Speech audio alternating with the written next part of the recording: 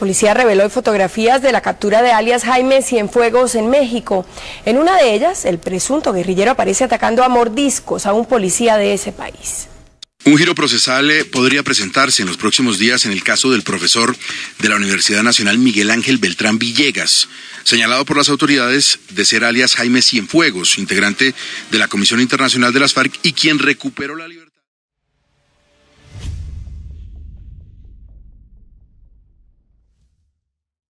Mi nombre es Miguel Ángel Beltrán Villegas, docente de la Universidad Nacional, recientemente destituido por decisión de la Procuraduría y de la Rectoría de la Universidad Nacional.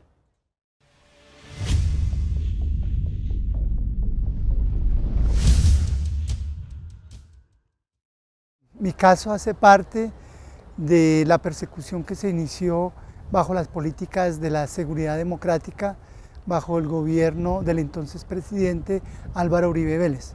En ese momento, pues las universidades era una expresión importante de resistencia, de movilización estudiantil universitaria y en ese contexto pues yo fui judicializado junto con otros profesores y estudiantes. Yo me encontraba en la Ciudad de México adelantando un postdoctorado en el Centro de Estudios Latinoamericanos de la UNAM por invitación de este centro de estudios y con un permiso que me concedió la Universidad Nacional. Allí fui objeto de un secuestro como parte de un montaje que se hizo desde el Instituto Nacional de Migración y de los agentes del Estado colombiano. Es una operación coordinada, me expulsaron del país y fui presentado ante los medios de comunicación como un importante guerrillero, miembro de la Comisión Internacional de las FARC. A partir de ese momento, entonces, se legalizó mi captura, a pesar de que había sido una captura a todas luces ilegal, que se habían violado derechos fundamentales, que se habían desconocido tratados internacionales, y se me endilgaron dos cargos. Uno, el cargo de rebelión, y otro el de concierto para delinquir con fines terroristas. Entonces se inició un largo proceso que, digamos, después de 2 años y medio llevó a mi absolución. Pero este juicio estuvo lleno de irregularidades.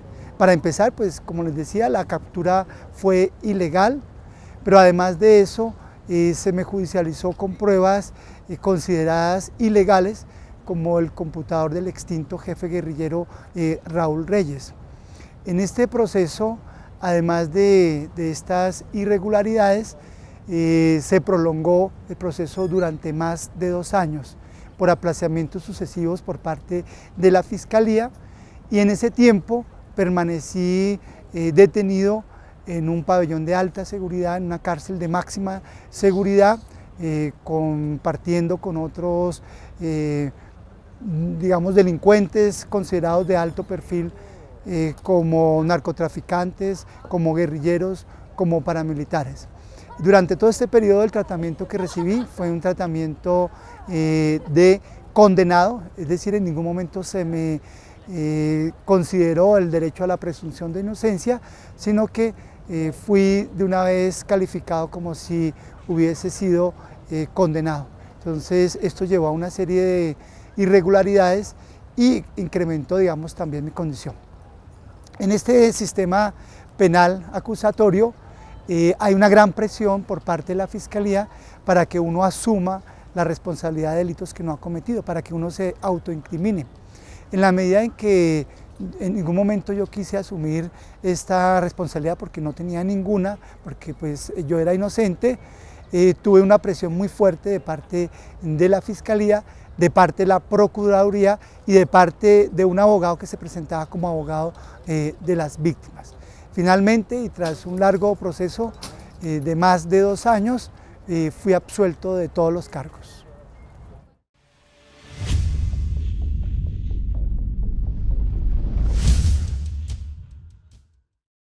Sí, en vista de que este montaje judicial no surtió los efectos que se pretendía, en vista de que se reveló a lo largo del proceso que efectivamente se trataba de un montaje, y así lo expresó un testigo que declaró desde México, que fue contratado por el gobierno de Uribe para hacerme seguimiento.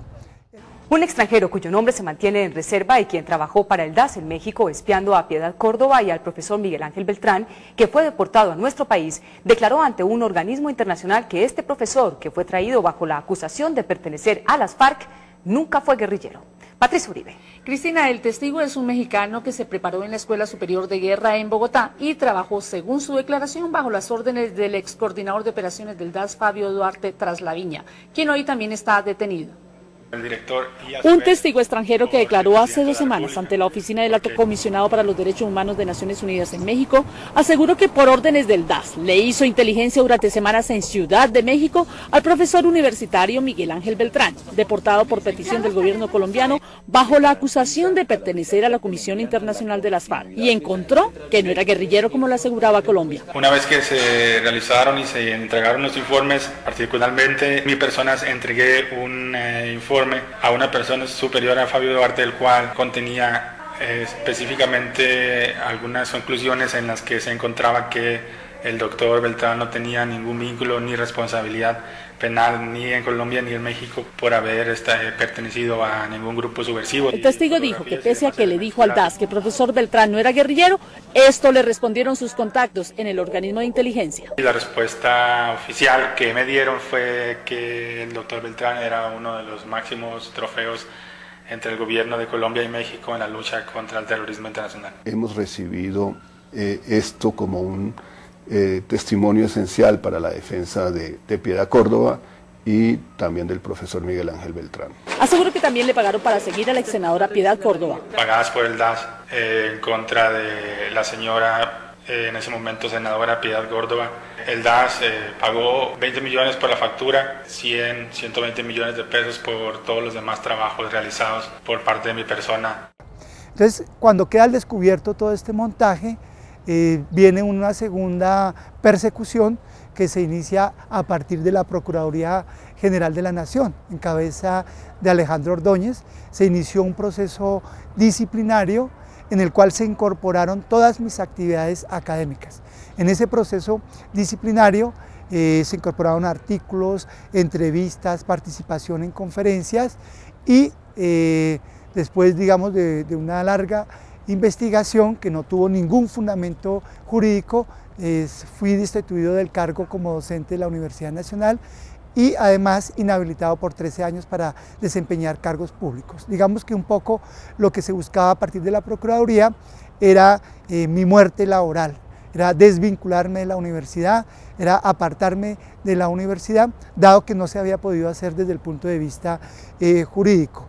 Este proceso de la Procuraduría es un proceso que va en contravía de la autonomía universitaria, que desconoce, digamos, los estatutos internos de la universidad, pero además que afecta la libertad de cátedra porque se han utilizado escritos míos, investigaciones que han sido publicadas en revistas indexadas, en revistas de circulación nacional e internacional, como pruebas de mis supuestos vínculos con las FARC. En la primera instancia fui destituido e inhabilitado por 13 años y en la segunda instancia, que fue apelada, finalmente se confirmó mi destitución. Ahora bien, esta destitución fue corroborada por parte del rector de la Universidad Nacional, el profesor Ignacio Mantilla, quien de espaldas a la comunidad, que reclamó desde las diferentes instancias que no firmara mi destitución, pues de manera en consulta lo hizo y en este momento he sido destituido de la Universidad Nacional.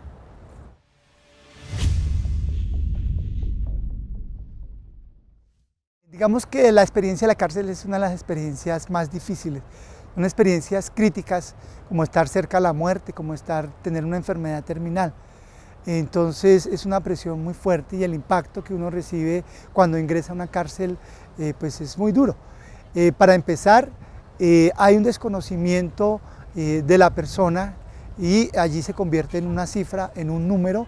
Ellos llaman el TD, la tarjeta dactilar, que es con la cual se identifica.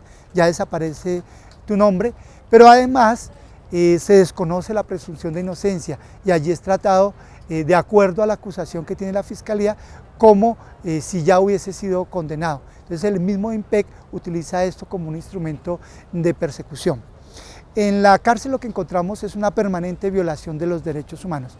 Para empezar, los directores de las cárceles e incluso el mismo director del IMPEC son militares, oficiales del ejército, ahora recientemente son activos, antes eran retirados, y esto pues implica un desconocimiento total de los derechos humanos.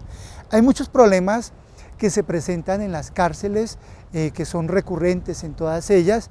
Uno tiene que ver con el hacinamiento. Entonces hay cárceles que tienen hasta el 400% de hacinamiento, lo que significa las condiciones en las cuales vive uno pues son totalmente indignantes, además de los riesgos que esto significa para la transmisión de enfermedades. De hecho ha habido oleadas, digamos, de tuberculosis, de enfermedades, y no hay una atención médica que logre sortear estas situaciones. Entonces, por otro lado, el servicio de salud, si afuera es pésimo, dentro de la cárcel pues es inexistente prácticamente.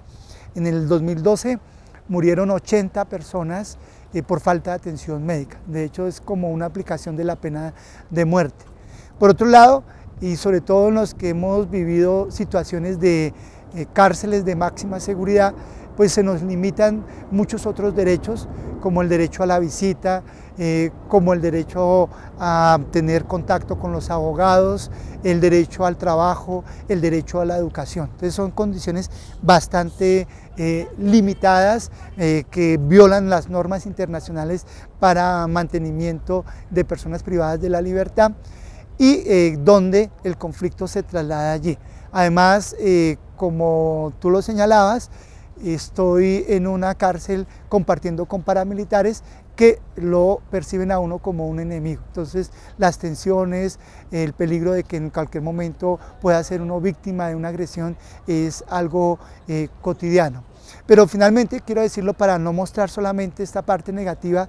Esta historia del conflicto colombiano ha generado también la resistencia de muchos que han sido también víctimas del conflicto, pero que han convertido las cárceles también en otro espacio de lucha, en otro espacio para reivindicar sus derechos, ¿sí?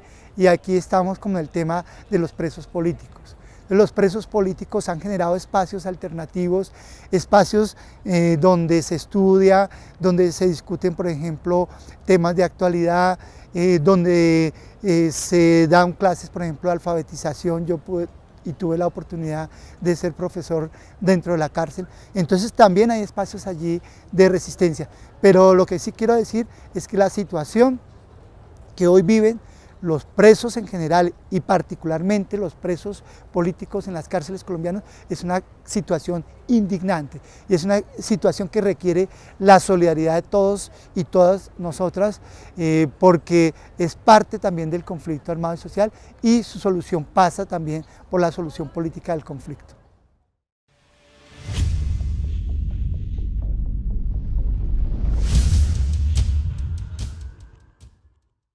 Bueno, en el plano jurídico, pues digamos, tuve la fortuna de contar con un abogado que casi de manera ad honorem estuvo acompañándome. Estos juicios son demasiado costosos y para una persona que proviene generalmente de sectores populares es imposible pagar un abogado.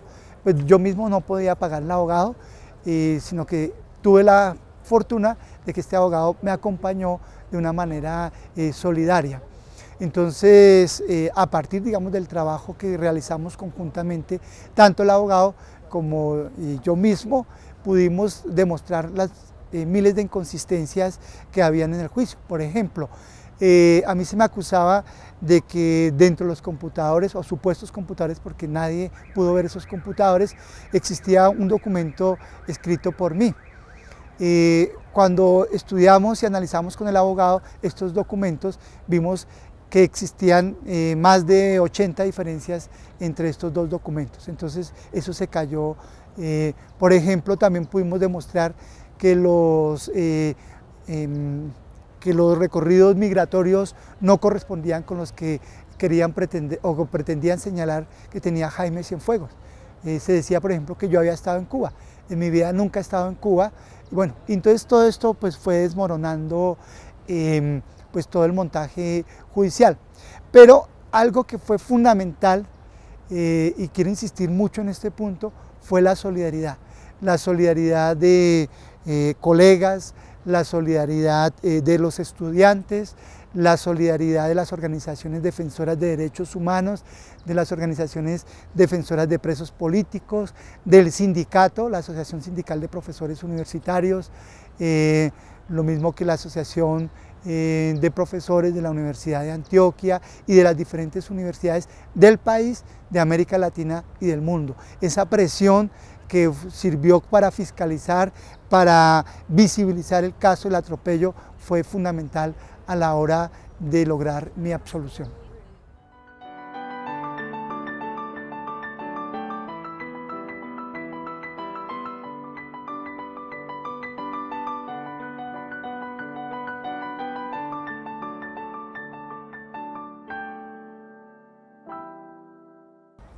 Frente al caso de Lebrija, es una continuación de la política de los falsos positivos. Porque estos falsos positivos no empezaron con Uribe, antes, en las décadas anteriores, se han presentado otras situaciones de montajes judiciales, pero tampoco terminaron con Uribe. Entonces, en el gobierno de Santos, a pesar de que estamos en un proceso de diálogo, de paz, de supuesta búsqueda de solución política al conflicto social y armado, lo que vemos es que ha seguido la persecución. ¿Y qué se busca con estos montajes judiciales? Fundamentalmente criminalizar el movimiento social y en particular con los montajes en las universidades lo que se busca es criminalizar el movimiento estudiantil. Nosotros sabemos que en el 2012, a partir de la Mesa Amplia Nacional Estudiantil, se logró forjar un gran movimiento que derrotó la reforma neoliberal que venía impulsando de manera inconsulta el presidente Santos. Entonces, un poco la cuenta de cobro fue la detención de estos estudiantes, como también de los estudiantes de la Federación de Estudiantes Universitarios, donde también habían participado muy activamente en las movilizaciones. Y en el caso, digamos, de los estudiantes de Lebrija, como se llama el caso, pues claramente es tratar de presentar positivos, ¿no? De decir que se está persiguiendo a la insurgencia, que se están desarticulando células terroristas, pero es muy claro, y pues yo he tenido la oportunidad de acceder a los mismos testimonios, a los documentos del proceso, que aquí hubo una infiltración de un agente del Estado. Presuntamente un miembro de la policía de Bogotá habría convencido a los jóvenes de universidades públicas, incluyendo la UIS, a reunirse en zona rural de Santander para hablar de futuras marchas contra el Estado, pero con la oscura intención de involucrarlos con la tenencia de 133 papas bomba y químicos para fabricar explosivos. Supuestamente ellos venían por una invitación a unas charlas y a ayudar a apoyar a la UIS, creo que en unas protestas, y a hablar con los muchachos. Si corresponde a un programa metodológico ordenado por un fiscal, pues lógicamente está refrendado por un juez de garantías, tiene toda la legalidad del caso. Él fue que él las indujo y él les hablaba que la izquierda, que el gobierno y que no sé qué, y él fue el que dijo, ¿por qué no vamos? Él dijo, ¿por qué no vamos a Bucaramanga y apoyamos a que no privaticen la universidad? Él fue, o sea, él llega a inducirlos. Lo que se trata en esta situación de estos 5 estudiantes universitarios y del profesor Carlos Carrillo es mostrar cómo en las universidades hay infiltración de grupos armados y es la forma como en Colombia se ha venido aplicando esta política de seguridad democrática, de seguridad nacional, identificando un enemigo que son los movimientos sociales.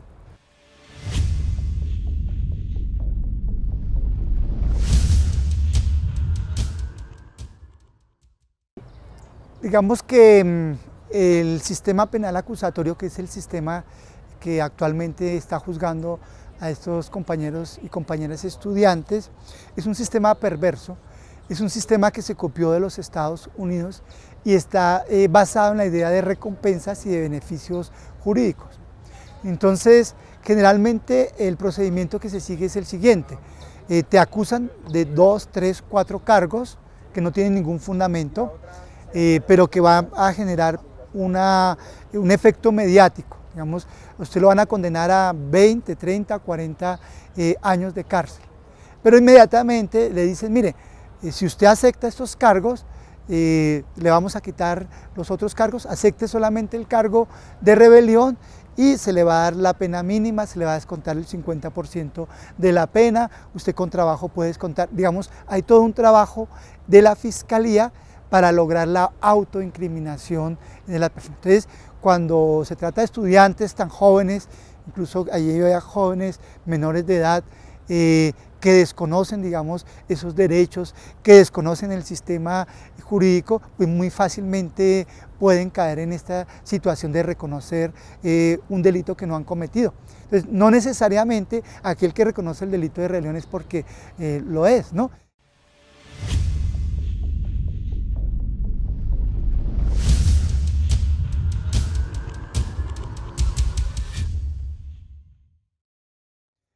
El primer punto que me parece fundamental es la no aceptación de cargos, porque poco la estrategia judicial está centrada en eso, que haya una aceptación de cargos.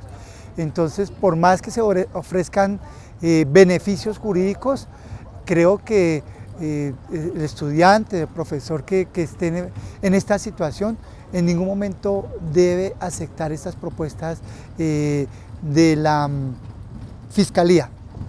Pero eso implica también estar preparado para esta situación.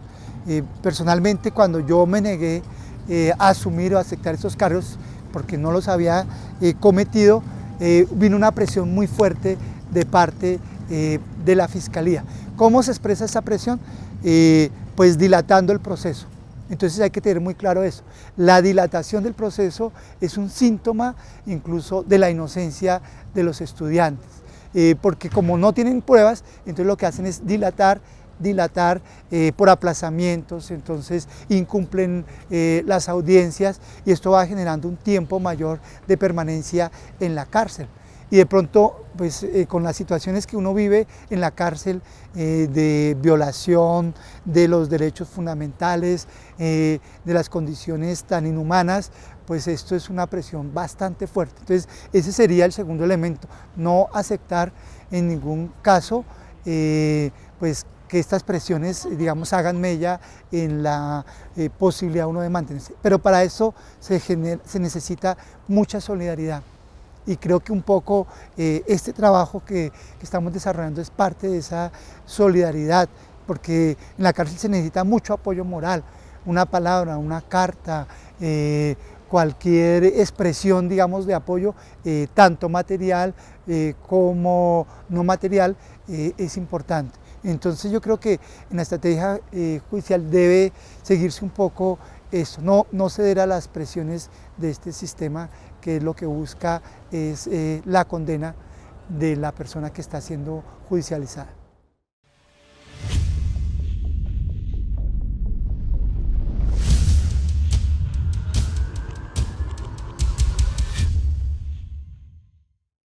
Bueno, es claro, sobre todo en este momento en que se ha abierto un espacio de diálogo entre la insurgencia armada y el Estado colombiano, y se ha tocado un tema que es fundamental, que es el tema de las víctimas.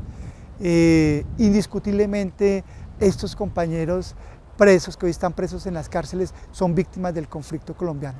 Y son víctimas porque se les ha vulnerado el derecho a la libertad, el derecho a la expresión, y se les ha tratado como delincuentes en algunos casos, o como delincuentes políticos, como parte de la persecución del Estado colombiano. Entonces el primer reclamo es que haya una verdad, digamos, que se desmonte, porque esto son montajes judiciales, se muestre la verdad, se absuelva, se les dé la libertad, pero que haya una reparación tanto material como simbólica, porque han sido 2 años, en este momento más de 2 años, que han perdido de su vida, de su juventud, presos en una cárcel. Y yo creo que una de las reivindicaciones fundamentales es que se haga justicia. En este país es muy difícil, pero digamos, si queremos un proceso de reconciliación, un proceso verdadero de paz, debe empezarse por hacerse justicia con esas personas que han sido víctimas de la criminalización de la protesta social.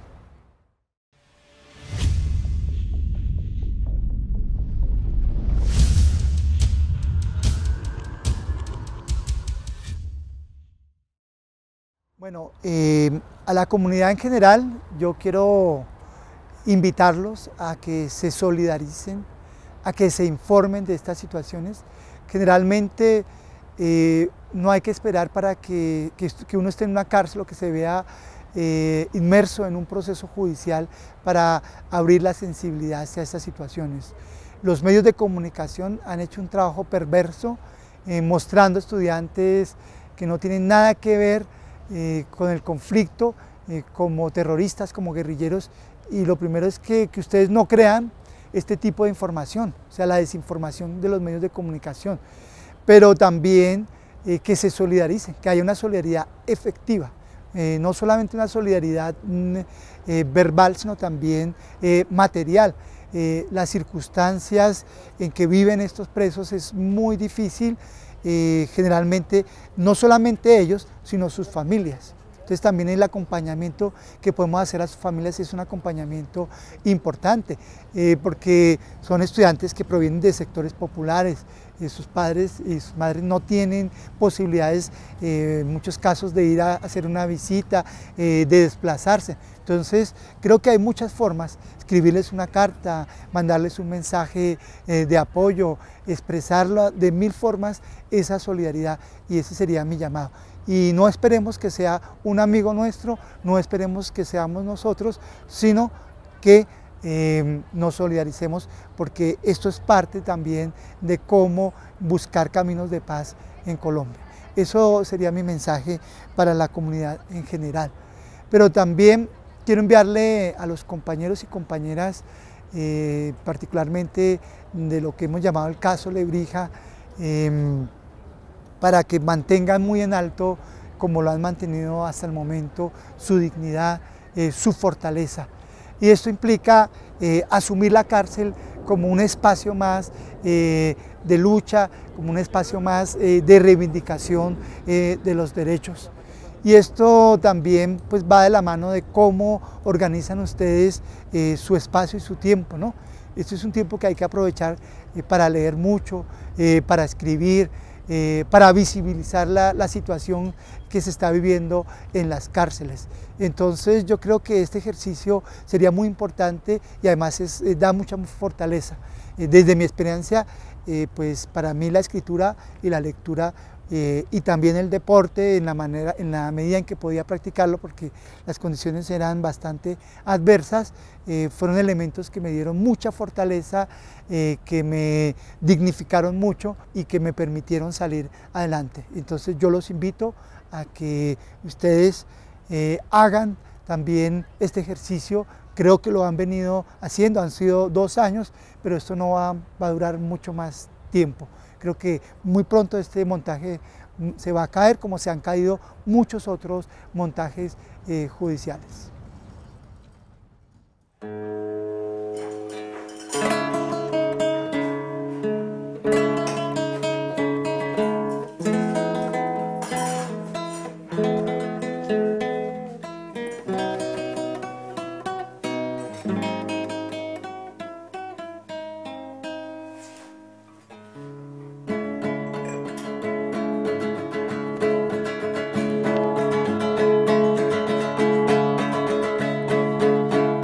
Amados coterráneos, yo quisiera decirles, recordando a Lautaro y al valiente Rodríguez, hoy que todo nos venden, muy justo es rebelarnos. Aunque nos descuarticen al medio de la plaza, aquellos que bendicen la propiedad privada, nuestra tierra nos llama, canto de barricadas, y aunque no quede nada, al fin iremos dignos a vivir caminando, jamás arrodillados, con toda nuestra historia, contra los desgraciados, fuerzas acumulando, que el amor es más fuerte que el odio adquirido, a colorear las calles y correr con los perros, ladrando de cariño, nuestra tierra nos llama, le heredarán los niños, los muertos nos dan alas para elevar el alma.